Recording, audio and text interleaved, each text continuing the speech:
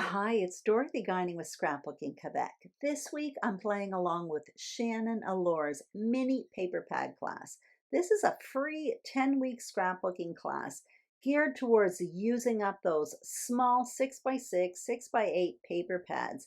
And below, you're going to find a link to the class Facebook group, and that's where you're going to find a weekly sketch for inspiration along with a photo album for each sketch. Now, there is tons of inspiration in these photo albums, lots and lots of examples of what people are doing with the sketches, and you can even post photos of your own pages there. Also below, there are links to other YouTube channels who are playing along, so just look for this thumbnail. Anyway, here's the sketch we're going to be using. This is week 2, and it's by Sketches in Time. And here's what I'm going to be using. And I don't even have a 6x6 or 6x8 paper pad this week. Basically, I have a pile of scraps that's part of my January stash kit. And all of this comes from the Vicki Boutin Storyteller collection. But I happen to love these paper pad classes for using up scraps. They are perfect for that. Here's what I have on my desk. I have a 12 by 12 frame style foundation. That's made of 2 sheets of paper, and I've gutted one of them, and I actually matted my photos with what I've gutted. There is a tutorial on my channel where I do that, so I'll link that up below as well. And also, I have a bunch of scraps here. So what I did in the spirit of the class is I cut them all down to 6x6 or smaller, except for that brownish paper. I left it at 8 inches long because, 6x8 paper pads exist as well. I also have that tray full of embellishments, and I lost a bit of footage here. So basically what I did was I cut down some strips of paper to create that layered horizontal border that you see on the sketch. And when I adhere this to the page, I will actually put the measurements on the screen. Now with that black one, which is 2 inches wide, I'm turning it into a banner, like on the sketch. I used a triple banner punch from Stampin' Up, but you can also do that easily with scissors. And that's going to be where I place the 2 main photos. Now, before adhering all of this, I do want to ink up the paper there. When I have strips of paper or when I use scraps, I just find it looks better and more cohesive when I add ink to these pieces. So that ink there is basic gray from Stampin' Up, and I'm just adding it. I like using that one. It's a little bit dried up compared to some of my other inks, and when I add ink to the side, I don't like it to be too juicy, the ink pads. Anyway, that was a trick I learned from Chamel actually, but it really does work well. Anyway, what I'm doing right now is adhering all of these pieces to the page. So I am putting measurements right now. That floral paper is the largest, and obviously it's in 2 pieces, so it overlaps a bit in the middle, but when I adhere the photos to the page, that will be completely covered up. So the next piece, I do that yellow piece, and that one is just slightly tucked under that floral piece. The same thing with this long brown piece of paper. And then what I'll do is adhere that banner on top of it. I end up moving the brown and black pieces just towards the bottom a little bit more, because you're going to notice when I place my photos, I end up covering up a lot of the layers, and I didn't want to cover up all the layers. So there, I'm noticing at this point that I want that down a little bit. So it's no big deal. My adhesive permits me to do that, so that's good. Then what I'll do is I end up adding adhesive to at least one of the photos. I'm thinking I'm going to adhere the photos at this point, but then I decide I better play with my embellishments first, because the embellishments that I have selected for this particular page, they're quite large. The Vicki Boutin ephemera pieces are actually quite huge. So I knew I was going to have to tuck them underneath the photos. And what I'm going to do is end up tucking them underneath the top left and the bottom right. I do have to work on my title, however. It's a pretty important part of the page.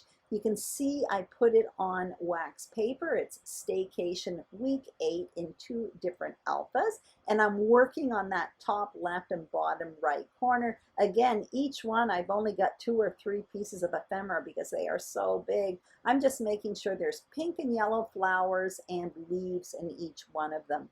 Now I'm working on that banner that you see underneath the title. So I have an old banner punch from Stampin' Up, and I'm cutting out 5 different little flags, basically in that yellow polka dotted paper, and the flip side, that floral. And that's actually going to be where I write week 8, the black letters. That's where they're going to go.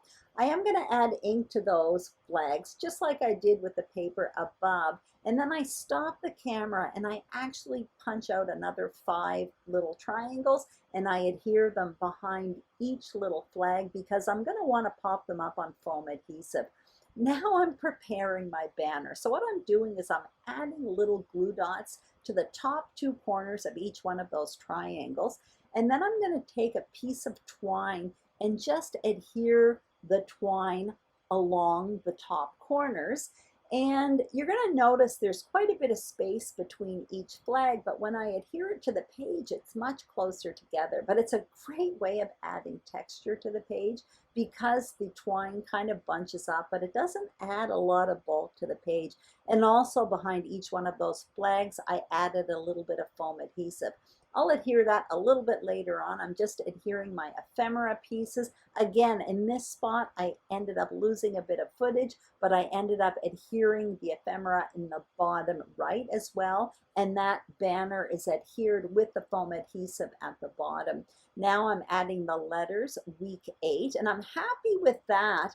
But I'm starting to not get happy with my page at this point. I'm not liking what I'm seeing at the bottom. And you're going to notice later on that entire title, or the week 8, ends up getting tossed over and changed up a bit.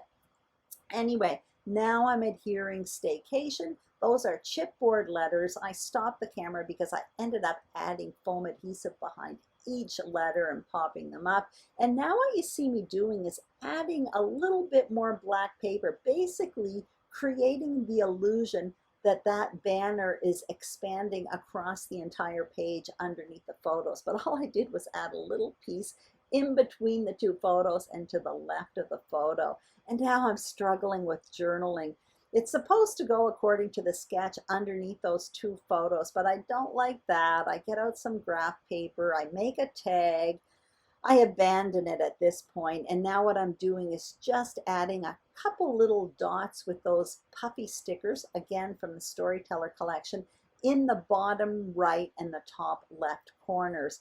I ended up doing my journaling underneath the word staycation, and I hated it. So what I did was I covered it up. I created myself another black banner.